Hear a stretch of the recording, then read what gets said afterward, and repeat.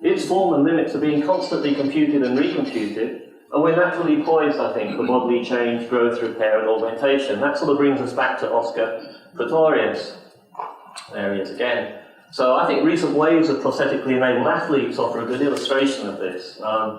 Pistorius is a multiple Paralympic world record holder who runs using a patented flex foot carbon fibre blade. It's got a long patented name that I didn't put up there.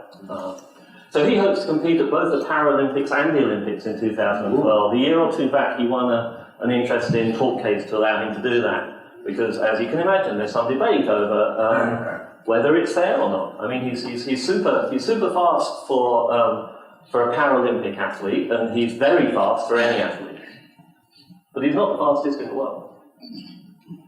The running blades are still controversial in mixed competitions. It's unclear, I think, what the sort of full suite of advantages and disadvantages are. Basically, in an interview that I read with him, he says, well, it's slower off the mark if you're using the blades, but you're quicker around the corners. So it seems like it might be a kind of swings and roundabouts effect. And obviously you've got other feet as well. The blades aren't much use in normal daily life, so you've got the other kinds of kit. This is Amy Mullins, another double amputee. She set Paralympic records in 1996 in 100 metres, 200 metres and long jump. She's an interesting case because she currently has 12 sets of legs, and she, just for pleasure, varies her height between 5'8" and 6'1". She's got some very high heels and others.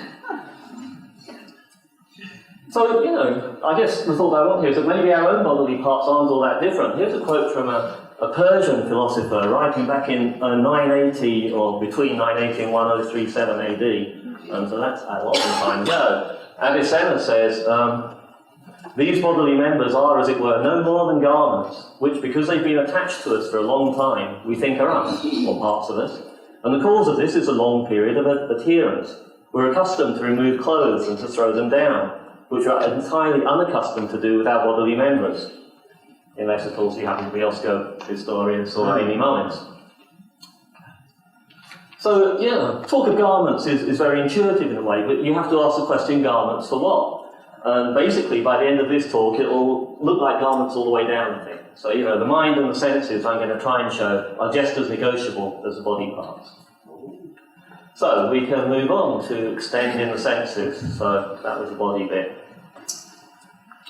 So, I think the root of the extending the senses stuff is old work, again, that some of you will know. Nice work from the 60s. In fact, the guy looks very 1960s there, doesn't he? You can tell, work in the 60s.